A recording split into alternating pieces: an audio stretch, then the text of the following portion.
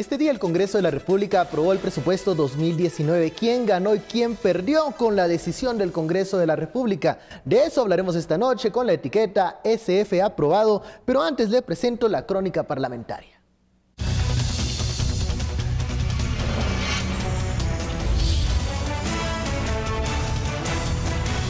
El decreto 25-2018 da vida a partir del 1 de enero al presupuesto de ingresos y egresos de la Nación para 2019. Así lo han acordado los diputados. Los 87.7 millardos aprobados fueron readecuados a través de varias enmiendas para trasladar mayores recursos a diferentes instituciones. La USAC recibió 92 millones bajo la condición que ingrese sus datos al SICOIN. El MP tuvo un aporte extraordinario de 150 millones, mientras el Ministerio de Salud le aprobaron 351 millones para la dignificación salarial de los trabajadores, lo que se antoja como una victoria para los médicos que llevan un mes exigiendo una mejora salarial. Y esta lucha empieza porque ahora vamos a trabajar una verdadera reforma al sector salud que pueda trascender de gobiernos. Sin embargo, los congresistas también aprobaron modificaciones a los recursos de organizaciones no gubernamentales, beneficiando a ONGs que antes no recibían dinero, como la Coalición de Inmigrantes de Guatemaltecos en Estados Unidos, CONGUATE. Diputados criticaron que la organización reciba 1 millón de quetzales cuando su sede está en Estados Unidos y se aproxima el evento electoral que por primera vez implementará el voto en el extranjero. Señores diputados, revisemos lo que estamos aprobando.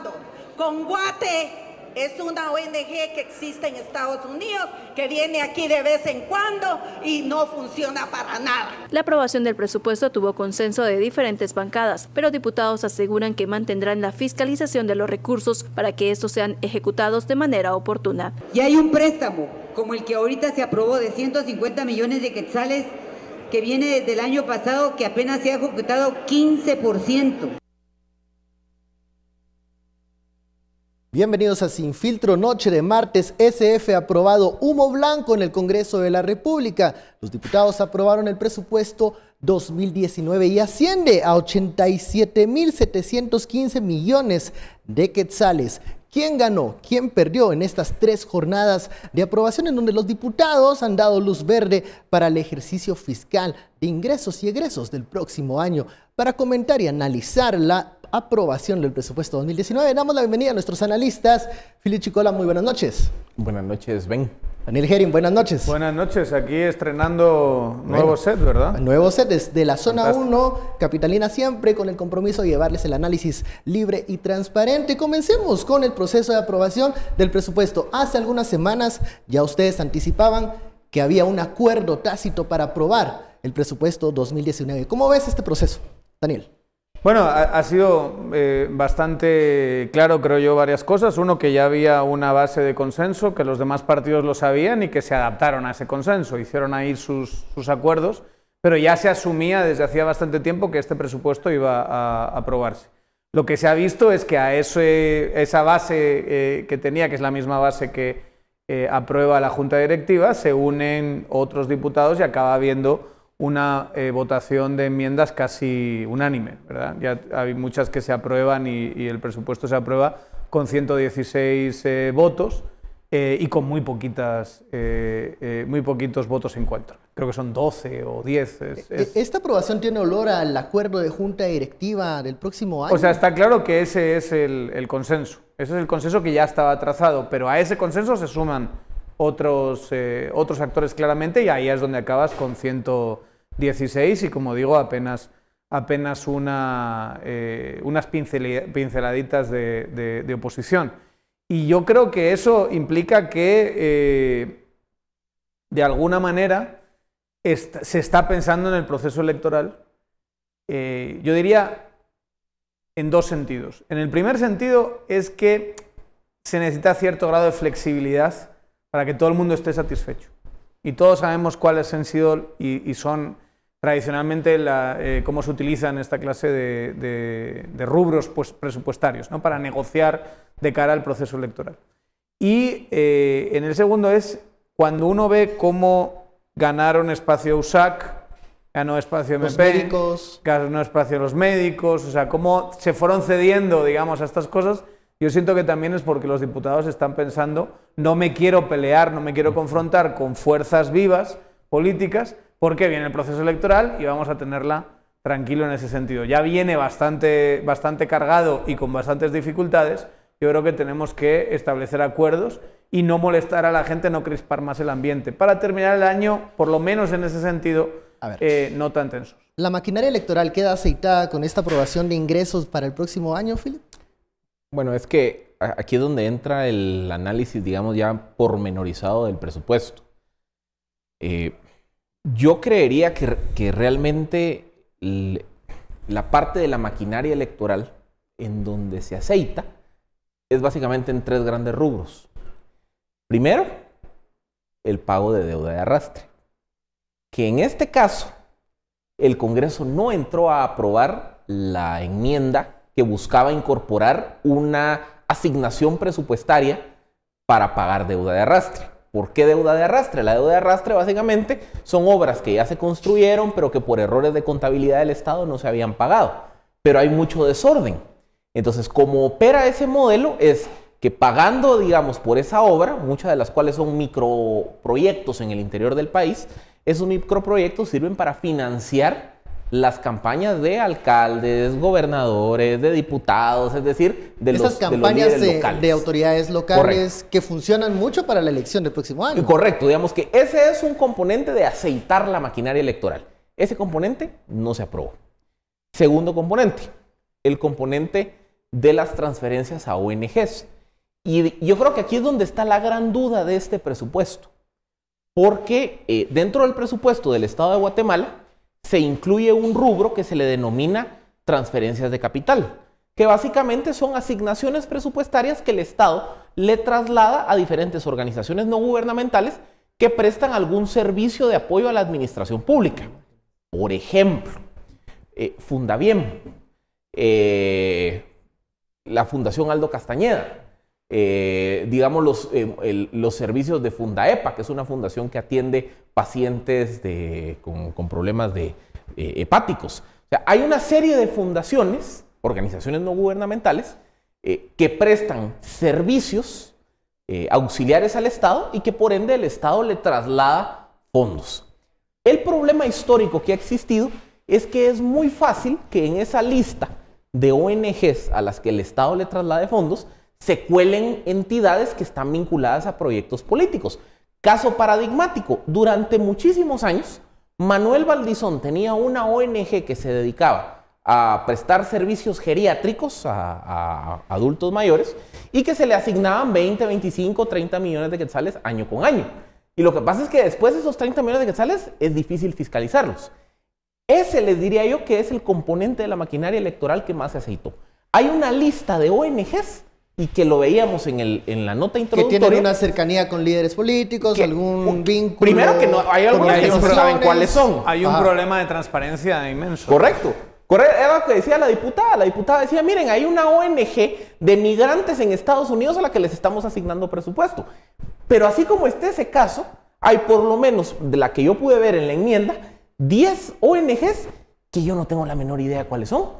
¿Y qué hacen? Y que reciben 3 millones, 4 millones, 6 millones, 8 millones. Pero hay muchísimas cosas más. O sea, en muchas instituciones hay presupuestos para 029, tienes una serie de programas que son difícilmente fiscalizables, tienes programas que aunque se ejecutan desde el Estado, sabemos que son de uso, digamos, de campaña, que se les da esa clase de uso. Mire, vamos a llevarle la bolsa solidaria, para poner el ejemplo paradigmático, a las mujeres tal, justo antes del proceso de campaña, ese tipo de cosas.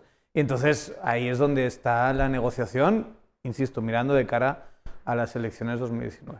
Y ese componente sí se aceitó, porque cuando vemos, por ejemplo, asignaciones al Ministerio de Desarrollo, al Ministerio de Agricultura, que son, digamos, los dos que tienen la mayor cantidad de programas de corte clientelar, para denominarlo de alguna forma. De transferencia directa. De transferencia directa de recursos, de programas o de víveres o de activos a las personas. En ambas instituciones hubo aumentos relevantes.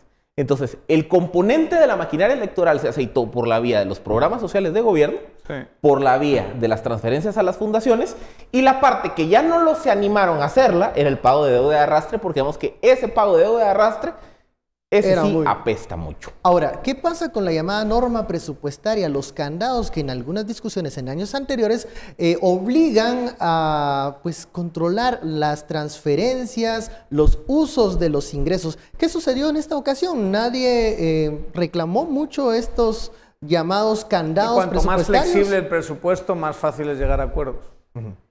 Y esta vez hubo acuerdos, por lo que tenemos entonces, ¿se entiende? Un presupuesto bastante flexible. No, ahí sí discrepo con Daniel, porque realmente algo que sí ha ocurrido es que desde el año 2013 para acá, los candados presupuestarios se han mantenido relativamente fijos. ¿Y eso qué quiere decir? Por ejemplo, que hay normas que prohíben transferencias. Hay normas que prohíben reducir los techos de instituciones claves. Esas normas son las mismas que el presidente Jimmy Morales acusaba o señalaba de ser mecanismos que no le permitían ser ágiles para resolver problemas. Lo que el presidente se ha quejado es de la ley de contrataciones, que digamos es otro componente del control de gasto público.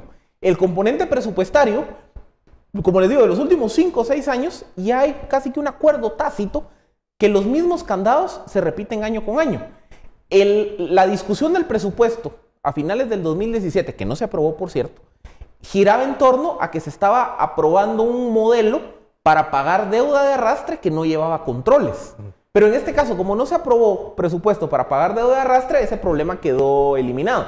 Todos los demás candados que tienen que ver con, por ejemplo, prohibiciones de transferencias, prohibiciones de reducir presupuesto de algunas instituciones clave, algunos requerimientos de constancias financieras y demás, sí se mantienen como se han mantenido del 2013 para acá. Son siempre flexibles, hay formas de saltarse muchos de esos. Daniel no cree que sean tan rígidas esas normas. No, hay rigideces, pero luego hay formas de jugar con eso, con techos, con espacios que son los que se utilizan para negociar. Bueno, vamos a la primera pausa de la noche, la etiqueta SF aprobado, regresamos.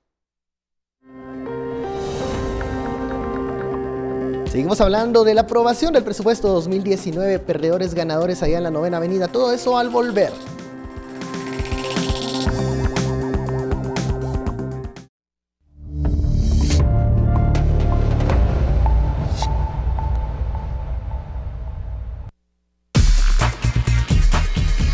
Vamos a verlo a detalle, es algo que el presupuesto quedó viable para su ejecución desde lo que nosotros podemos analizar ahora.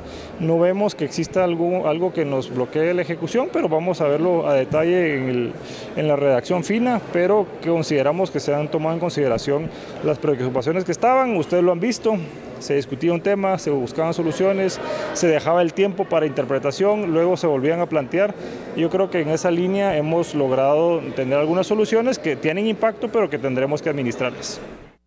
Eran las declaraciones del ministro de Finanzas luego de la aprobación del presupuesto. Él dice, ve viable la ejecución de este proyecto presupuestario para el próximo año. Al parecer todos en la 9ª Avenida están pues contentos de lo que finalmente se aprobó. Philip dice que hay normas presupuestarias que se mantienen. Daniel no está tan seguro que esas normas se respeten y que puedan ser utilizadas con flexibilidad en año electoral. Hablemos de los sectores que llegaron al Congreso de la República a presionar por más recursos, y uno de ellos fueron los estudiantes universitarios y también las autoridades de la USAC. Lograron recursos. ¿Esto qué significa en el ámbito político y también cómo va a estar entonces la situación de la Universidad de San Carlos el próximo año respecto a las autoridades de gobierno? Philip. Yo creo que el escenario de la San Carlos fue un gana-gana. A ver, ¿por qué? Bueno, un gana-gana-gana para todos. Porque realmente, a ver, por un lado la universidad consiguió su objetivo de mantener la asignación que esperaba. Pero por otro lado, creo que una de las grandes críticas que se le ha hecho a la administración financiera de la Universidad de San Carlos es que la Universidad de San Carlos, apelando al principio de autonomía, no participaba en algunas páginas o portales de transparencia. Guatecompra, Sicoin, el CIAF, etcétera, etcétera. Entonces, un condicionamiento que se le puso a la universidad es, si querés el presupuesto como me lo estás pidiendo, tenés que aceptar incorporarte a todos estos procesos de transparencia.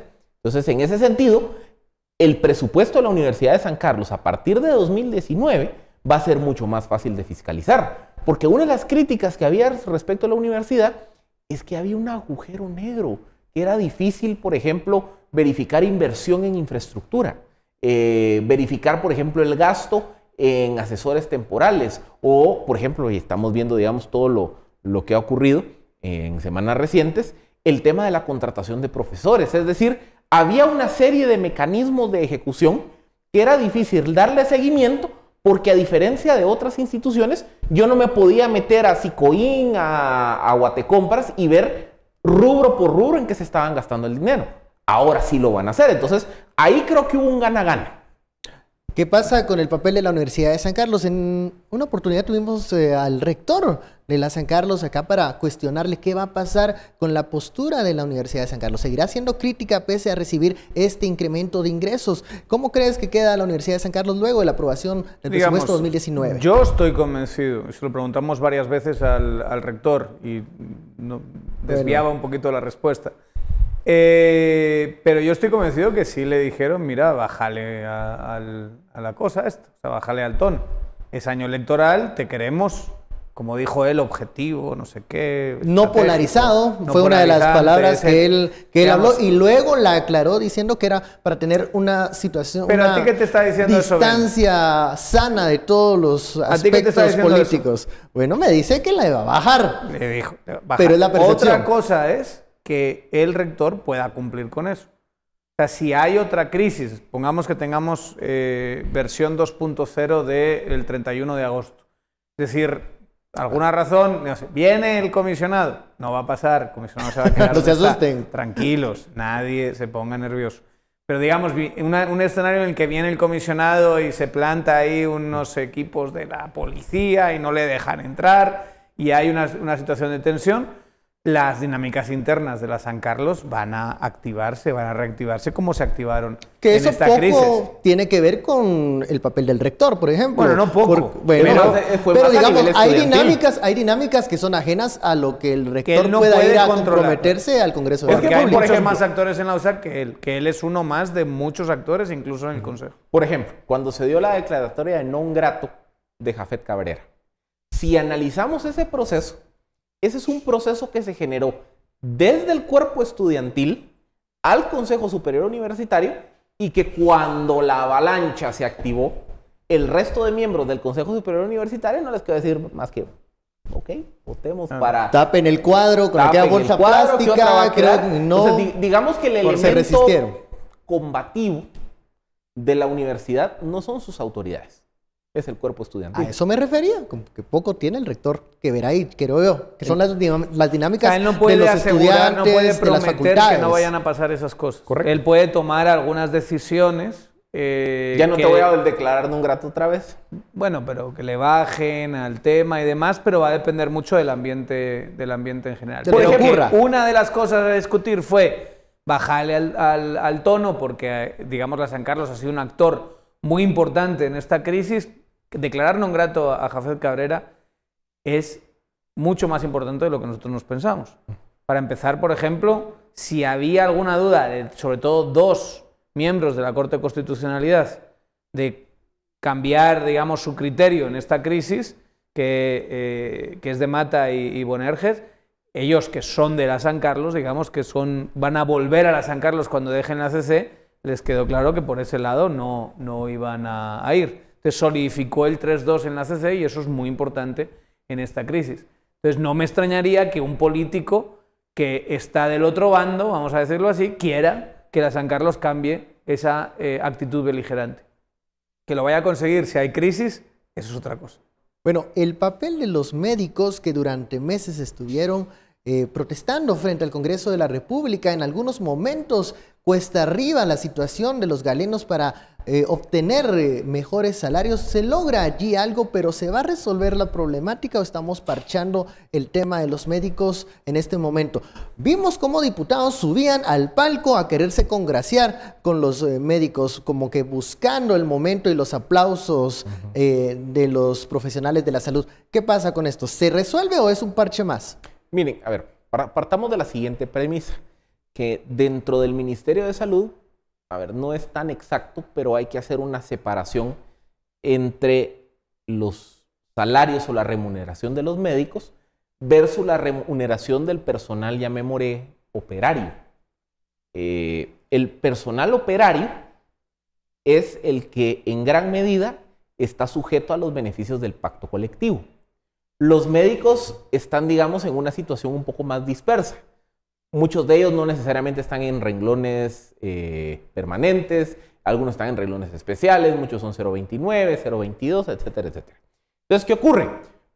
Muchos de los beneficios del pacto colectivo no necesariamente le llegan a la totalidad de los galenos. Entonces, esta fue una negociación, digamos, del grupo de los profesionales, de los médicos, que están fuera de todos esos beneficios del pacto. Y es el grupo, digamos, que ha quedado en ese limbo entre que no existe un actor político que mueva sus intereses y sus demandas. Yo sí creo que todo este esfuerzo que han realizado los médicos y que lleva más que este año, ya llevan 2, 3 años en este mismo proceso, llegó, digamos, a un resultado satisfactorio en esta aprobación del presupuesto porque se asignan los recursos para pagarles el aumento salarial. Pero es un parche, porque eventualmente el problema que se va a dar es que de aquí a 2, 3, 4, 5 años, el personal operario va a seguir beneficiándose de los bonos y los incrementos salariales del pacto colectivo y otra vez los médicos se van a quedar con el salario que negociaron a finales de 2018. Entonces, para 2021, 22, por ahí, otra vez vamos a tener el mismo problema, otra vez se va a generar la misma dinámica. ¿Esto cómo se soluciona? Reestructurando todo el sistema de servicio civil.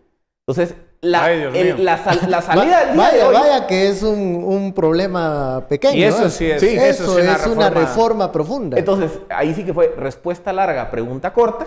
La salida al día de hoy es un parche temporal que le genera un beneficio a los médicos, digamos que atiende su problemática inmediata, pero no soluciona la Pero es como patear la pelota. Pero pues. como todo, la verdad, o sea, es tan común que haya parches a esta clase de problemas. O sea, es difícil encontrarse una reforma de este tipo, que tenga que ver con el recurso humano que trabaja en el Estado, que no sea un incremento negociado por aquí, un bono por allá, una mejora, una negociación con el sindicato de tal tipo, pero todo es como patear la pelota hacia adelante y que otro se encargue. Eso es una dinámica muy común al final. El que ha quedado bastante mal como operador ha sido el ministro. Porque el ministro estuvo resistiéndose a esto y la verdad es que al final lo acabaron consiguiendo los médicos directamente metiéndole presión al Congreso, cuando el ministro les decía yo no puedo, no tengo nada que ver con eso. Y siempre sí se pudo. Uno pensaría, bueno, el ministro como un gran operador político podría haber ido al Congreso y haber sido él el que asegurase la promesa de el aumento en el presupuesto, en vez de decirles, mira, yo les prometo esto, pero lo demás no tiene nada que ver conmigo, allá vayan ustedes mismos al Congreso, tu figura política se debilita porque no eres tú el que está garantizando ese aumento salarial. Bueno, es momento de la pausa, la etiqueta SF aprobado. Volvemos. Otros entes que lograron incremento, el organismo judicial y el Ministerio Público. Con eso regresamos.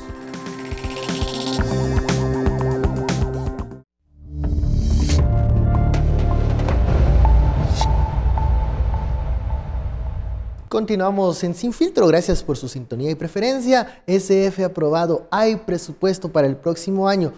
Otras de las entidades que lograron incremento fue el organismo judicial y el Ministerio Público, luego de sendas reuniones en mesas técnicas en donde estos organismos pues decían no tenemos dinero para funcionar el próximo año. Está enviando una señal el Congreso de la República que está apoyando el trabajo del organismo judicial y del Ministerio Público. ¿Qué opinan nuestros analistas? Daniel.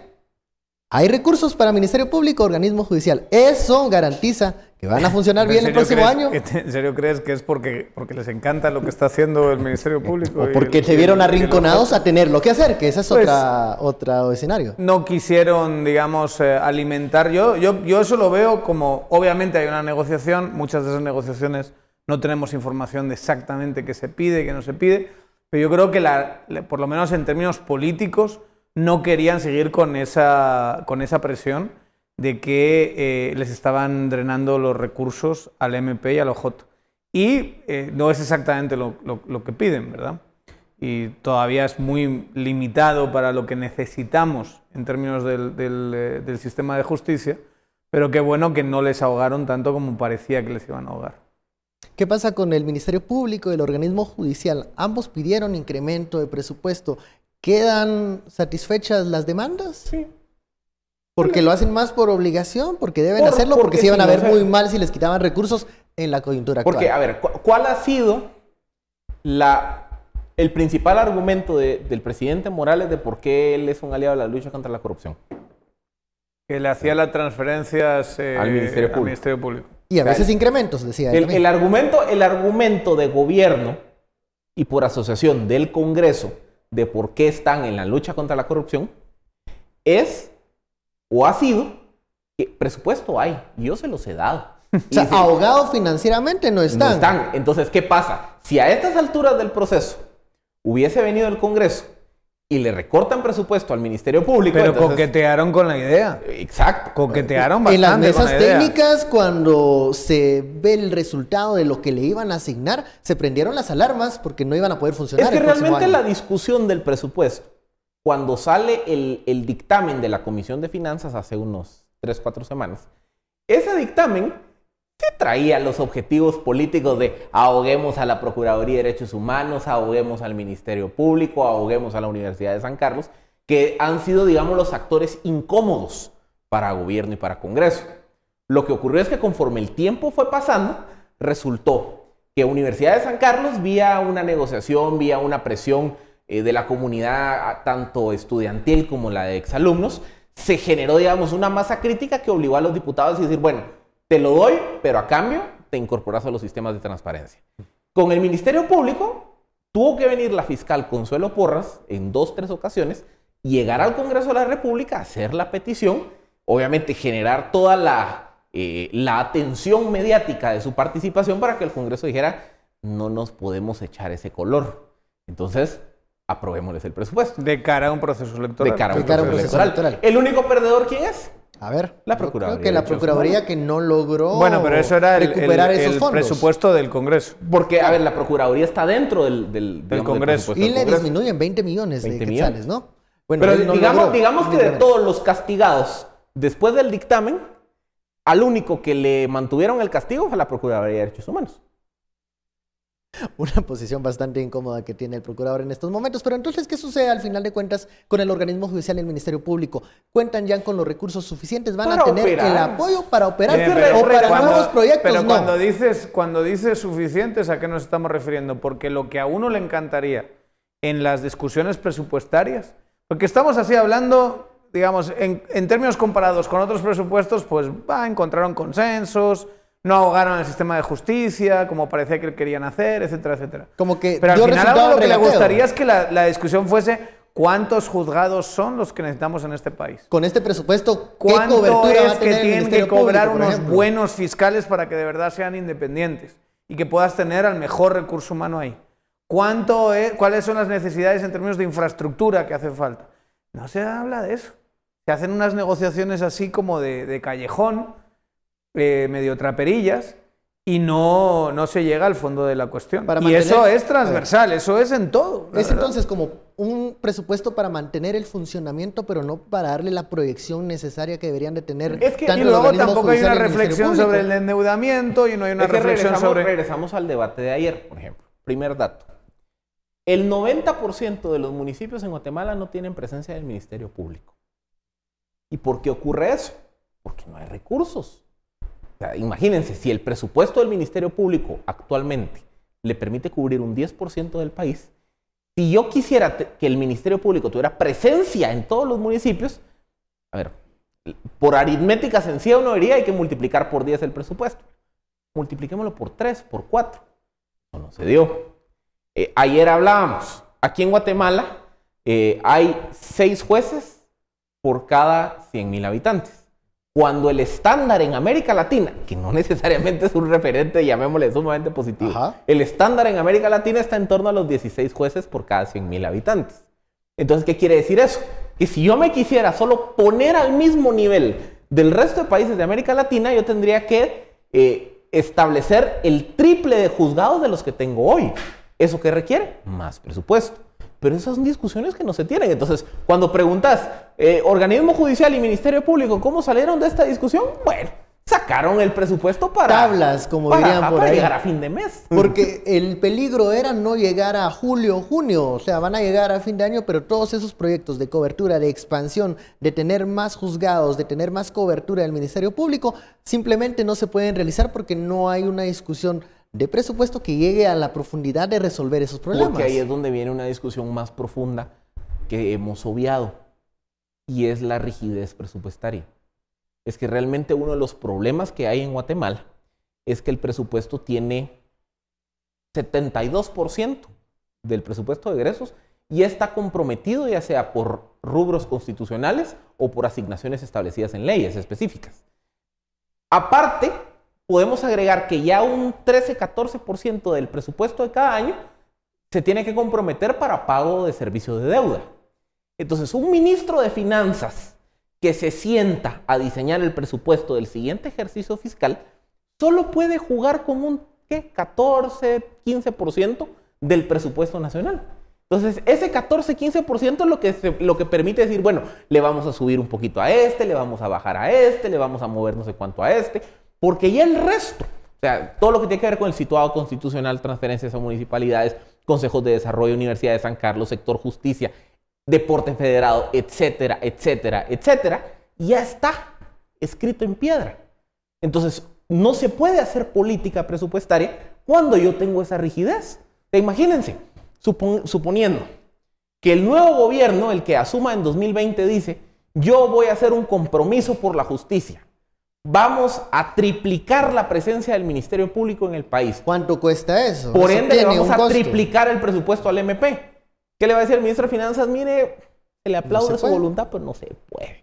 Hasta que no quitemos la rigidez del presupuesto o que usted venga y se endeude específicamente para eso. Para eso. Pero con presupuesto ordinario no se puede hacer porque no hay de Y dónde. todo unido a reforma fiscal también. Claro. Porque al Al final tema juegas de con el endeudamiento que ingresos. puedes tener y juegas con el dinero muy exiguo de un aparato estatal que es muy pequeño en comparación con incluso países de Centroamérica. Y no les digo nada de Latinoamérica y nada cuando lo comparamos con el mundo, el Estado de Guatemala es muy pequeño. Que eso es algo que hay que hablar. Se aprobó un presupuesto de 87,000 millones. Ah, sí. Cada vez se aprueban presupuestos más elevados, Seguro. se pareciera Pero que... la expectativa es que se va a recaudar 63,000 millones. Meta que generalmente no se no se alcanza. llega. Y que ante la desaceleración económica que estamos viviendo No vamos a llegar y a ese que se número. está profundizando, yo no creo que se vaya a llegar. Y entonces, ¿qué queda para llegar y cumplir con esos números? Endeudarnos. Exacto. Entonces, ¿qué pasa? Esta es la otra discusión que está pendiente. Y es que gran parte de la deuda ha ido aumentando porque primero, no se ha fortalecido la base de recaudación. Segundo, la rigidez presupuestaria obliga que si yo quiero hacer aumentos en rubros especiales, la única forma que lo puedo hacer es vía endeudamiento. Y tercero, que esa es la parte más complicada. Esto es, o sea, agarremos un tema, hagamos una analogía de política presupuestaria con microeconomía. Si usted en casa pide un préstamo para comprarse un nuevo vehículo que lo va a ayudar en su trabajo y entonces por ende va a poder generar más ingresos y va a no solo poder pagar el préstamo del vehículo, sino mejorar su situación de vida, endeudarse tiene una lógica positiva. Pero si usted en casa pide un préstamo para irse de juerga el viernes en la noche, Sí. no va a llegar Y muy todavía, digamos, yo lo veo así. Todavía el Estado guatemalteco tiene la posibilidad de endeudarse sin que sea algo insostenible. Pero sería fantástico que ese endeudamiento fuese parte de un plan. Un plan de desarrollo, un plan de infraestructuras, un plan que vaya a mejorar la calidad del servicio público. Porque la analogía que yo les hacía es que gran parte del endeudamiento no se está yendo a inversión. Se está yendo Sí, a claro. funcionamiento. O sea, pago de ese salarios, endeudamiento es burocracia. para tapar hoyos y no para cambiar la tubería.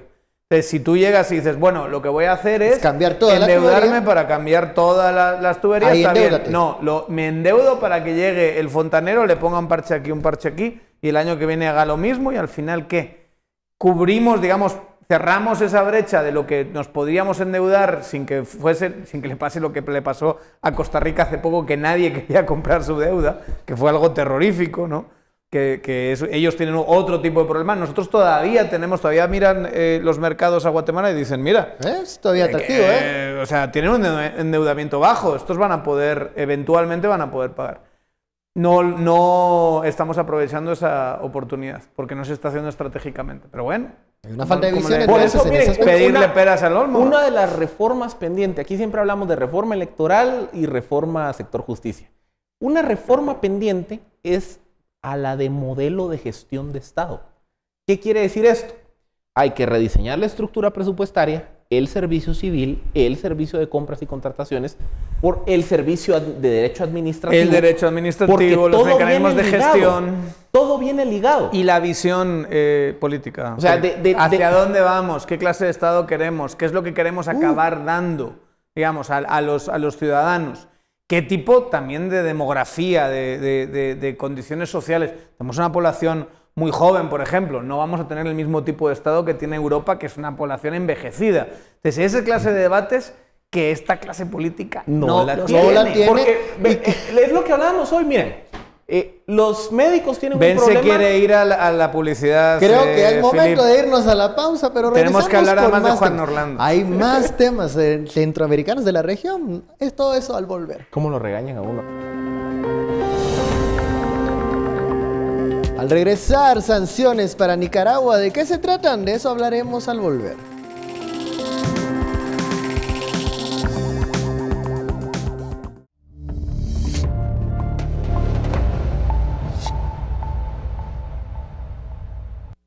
Regresamos a Sin Filtro, SF aprobado. Hablábamos de lo que sucedió en el Congreso de la República, la aprobación del presupuesto 2019 y los temas pendientes que se deben abordar para tratar de solucionar la crisis de ingresos y egresos del Estado. Pero hay otro tema importante que está sucediendo en la región. Hay sanciones para Nicaragua, específicamente para la vicepresidenta Rosario Murillo.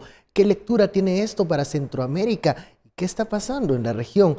Comencemos por a ver quién quiere comenzar a hablar de estas sanciones y quién está sancionando. A ver. Como se diría coloquialmente, nos están sacando el chicote como región. Como región. Porque en un lapso de 4 días, el día viernes, se produce la captura de Tony Hernández. ¿Quién es Tony Hernández? Hermano del presidente Juan Orlando Hernández de Honduras. Recordemos, solo para ponernos en contexto, recordemos, Juan Orlando Hernández había sido, digamos, un aliado, amigo, Estados Unidos no tiene amigos, solo intereses, del gobierno del presidente Trump. Amigo, no tiene amigos, solo intereses. No son amigos, son intereses, dice Phil. Les caía peor el otro, vamos a decirlo así. Sí, les da desconfianza nacional. Pero esto es como cuando decís que tenés una novia, pero ella no lo sabe. Lo mismo pasaba. ¿Qué ha pasado? ¿Ah? ¿En serio? No. Bueno, ¿qué ejemplo el que acaba de dar? Porque lo mismo le pasaba a Juan Orlando. A Juan Orlando. Decía que tenía un amigo, pedimos disculpas a la novia de esa novia imaginaria de Philip por los daños causados. Juan Orlando que se llevaba con Trump, pero no había nada. Porque decía, Trump es mi amigo. Resultó que no. No, o sea, el punto es, yo lo que creo que hay que verlo así. Ellos quieren estabilidad en la región. Estados Unidos me refiero. ¿Qué es lo que se está viendo a nivel político? Se está viendo que la región es un desastre. Tan desastre es que les están mandando un montón, o le estamos mandando un montón de personas que ahora mismo están en la frontera y que se está generando una gran tensión política ahí y quieren que eso pare. Entonces, tenían esos aliados en la región, ¿no? Jimmy Morales, Juan Orlando, Ortega, y ahora se está viendo que Ortega no garantizaba la estabilidad y que Juan Orlando no le garantiza que no dejen de llegar migrantes y ahora vemos, yo creo que Jimmy Morales, el presidente, encaja también en esa misma lógica. ¿Y qué ha hecho Estados Unidos? Vamos a ver. Estados Unidos, no solo en el caso del hermano de Juan Orlando, que fíjense lo fuerte que es, no solo está diciendo, mira, colaboró con narco, está diciendo, metía toneladas de droga y sus cargamentos tenían sus iniciales. No se puede ser más narco que eso. O sea, tenías poner tus iniciales. Claro. ¿Verdad? Es narco y naco al mismo tiempo. Bueno, eso el hecho de que haya salido, de que haya sido detenido, de que se haya hecho público, es un cuentazo a Juan Orlando muy fuerte. Estaba dispuesto a tolerarte determinadas cosas, pero como eres un inútil, ya no te las voy a tolerar. Y eso ha supuesto un golpe durísimo que además se une a unas sanciones a la vicepresidenta, no solo esposa de Ortega, vicepresidenta, que es como decir que hubiesen sancionado con sanciones muy fuertes a Sandra Torres en su momento aquí. O sea, es otro cuentazo político diciendo vamos a la región, vamos duros y no les vamos a pasar ni una porque nos están generando problemas, no nos garantizan estabilidad. En ese esquema, ¿Cómo queda Guatemala? ¿Cómo queda El Salvador, pues, por ejemplo? Por lo menos en Trump, en sus declaraciones, en lo que ha dicho, en los tweets que escribió, metía a El Salvador, Honduras y Guatemala en el mismo paquete. Sus líderes no valen para nada, no nos ayudan, solucionan les vamos a recortar la ayuda. Posiblemente se han robado los recursos, decían en alguna declaración. Pero no estaba separando. Sí hizo alguna referencia concreta a Juan Orlando, pero como anécdota. Pero estaba hablando de los líderes de esa región. Y estos nos ven como una subregión, nos ven en conjunto. Ahora, hay diferencias. No sos, por hay cierto, diferencias. No sos mi novia. A ver. Pero aunque digas que la situación en Nicaragua ha llegado a un punto en donde hay violaciones a los derechos humanos flagrantes y pero las sanciones a la vicepresidenta pues se justifican. A veces es anuente con violaciones a derechos humanos. Miren la actitud terrible que tienen con el tema. Ya demostrado por todas las agencias que ese famoso periodista saudí fue asesinado en la embajada de Arabia Saudita en Turquía. Eso es terrible y están diciendo, mira, es que hay tantos millones de dólares en juego que mejor miramos otro lado o aguantamos la presión y dejamos porque Arabia Saudita sí es mi amigo. Bueno, ese sí es su novia. ¿Qué pasa? Y comenzamos entonces a pensar en aquella lista que se hablaba de funcionarios ligados a actos de corrupción. No que se habla, ven, esto ya es ley y viene. Bueno, ahí viene en próximos meses, ¿no? Febrero. ¿Qué va a pasar? Febrero es una fecha. Se habla de febrero, pero hay una posibilidad de que se adelante. Y también hay que decir, si se acuerdan, en estas mismas fechas estábamos hablando de Maginsky. Y sabíamos que venían algunos nombres, al final solo llegó uno, que es el del diputado que ya fue procesado por el asesinato, Julio Suárez, del asesinato de los periodistas. De los periodistas. Ahora ha habido otras sugerencias de nombres. ¿Se acuerdan que unos senadores y congresistas dijeron, nos parece que Gustavo Alejos, nos parece que Luis Mendizábal, nos parece que Ángel González, entre otros, no cambien de canal, sigan en Guatevisión, claro. Deberían estar en esa lista. Y aparte, para que no digan que solo de Guatemala, también estaba José Aquiles Raiz, José Luis Merino, Oscar Ramón Nájera, que son diputados de El Salvador y de Honduras vinculados a casos de corrupción. Mucha expectativa de esas futuras sanciones. Entonces, ¿qué ocurre? Miren, o sea, cuando vemos la carta que le envía el Congreso al Departamento de Defensa, le están diciendo, mira, de lo que yo sé, que no es mi trabajo, por cierto, aquí te estoy dando el nombre. De la información que tenemos te estoy dando el nombre. En Guatemala, Alejos Mendizábal, Ángel González. Te estoy dando el nombre de 2 diputados de Honduras y uno de El Salvador que están involucrados en casos de corrupción. Ahí te encargo que me los metas en la lista que tenés que hacer, aparte de los que vos vas a investigar. Entonces, ¿qué mensaje estaban adelantando? Que se vienen pesos pesados en esa lista. Y esa lista trae una serie de implicaciones. Primera implicación, quien esté en esa lista no va a tener visa. Así que hay los corruptos que no querían viajar, aprovechense a ir a conocer a Miki, porque si no, en una de esas... Ahora, esta es una decisión... Pero esa no es la más importante. Las importantes son las sanciones financieras, ¿verdad? Claro, que pueden ahogar bastantes negocios ahí. Pero ¿qué pasa? Es que dejáis una sanción ¿Qué consecuencias tiene esas sanciones financieras? ¿Hasta dónde llegan? Que no van a poder sacar una tarjeta de crédito en su vida. ¿Qué institución bancaria? Una cuenta de banco. ¿Qué institución bancaria les va a abrir, sobre todo las que están vinculadas con mercados norteamericanos, que son prácticamente todas? ¿Qué institución bancaria va a aperturarle cuentas, a darle créditos a una persona que aparezca en una sanción internacional financiera? Para ponerlo así, Ángel González sería un golpe durísimo. Que pudiera... que no sabemos hasta qué consecuencias. Para un empresario, además. Como Ángel González. De entrada, por ejemplo, ningún ciudadano ni empresa norteamericana puede entrar en relaciones mercantiles con personas que estén en esa lista. Con esto te ahogas financieramente, hacia afuera, para tener negocios. Pues mueres financieramente. Es una muerte financiera. Sí, y mueres empresarialmente, diría yo también. Ahora. Entonces, digamos que esa es la siguiente nalgada que viene para eso es lo que yo quiero preguntar. En términos de la teoría de la nalgada, esa va a ser la sanción para Guatemala. Por allí lo que pasa es que yo no creo que sea solo una sanción o una serie de sanciones, sino, siguiendo la teoría de la nalgada, es yo me tengo que poner serio con la región, porque la región no me está respondiendo. O sea, mira, vamos a ponernos serios. Si el hermano del presidente lleva 10 años moviendo toneladas de cocaína con sus iniciales en los cargamentos y tienes de esos 10 años, 5 años está el presidente en activo, 5 años de esa operación, y me estaban en Twitter recordando que también había sido alcalde antes. Y diputado. Bueno, diputado él mismo, ¿verdad? El mismo hermano. Me vas a decir que Juan Orlando no lo sabía. Que no hay unas implicaciones profundas de, mira, tu hermanito mueve toneladas de cocaína y tú eres el que dirige la administración pública, tienes a todos los cuerpos de seguridad e inteligencia. El nombre de tu hermano seguramente en estos años se haya salido, digo yo, si mueve ya toneladas.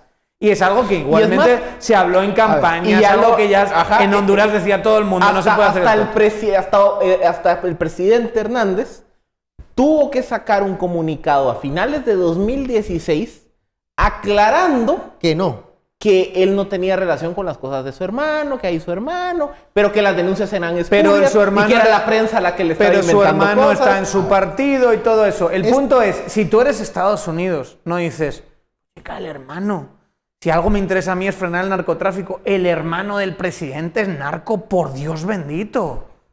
O sea, algo más estás haciendo en la región. A ver, este golpe que pudiese venir, esta ola que pudiese venir en enero, febrero, dice Philip, ¿pudiese cambiar el escenario electoral del próximo año? Yo no diría cambiar. Yo creo que hay que incorporarlo al escenario electoral. Y el escenario electoral, le guste al presidente o no, es de gran debilidad del presidente Morales, en nuestro caso. Porque al presidente Morales ya lo hemos explicado aquí en varias ocasiones, le van a empezar a abandonar toda una serie de actores. Todos los candidatos van a ir en contra de él y eso le va a debilitar. Y bueno, Estados menos Unidos, el candidato de todos. Yo creo que el candidato de todos lo pudiese acompañar en el discurso al menos. Pues le va a ir fatal al candidato de todos. Ya lo escuchamos el fin de semana. Si tú lo que haces es defender a un presidente que tiene una popularidad tan baja como el presidente Morales, en la encuesta de Cigal aparecía con un apoyo explícito del 15% y un rechazo explícito casi del 50%.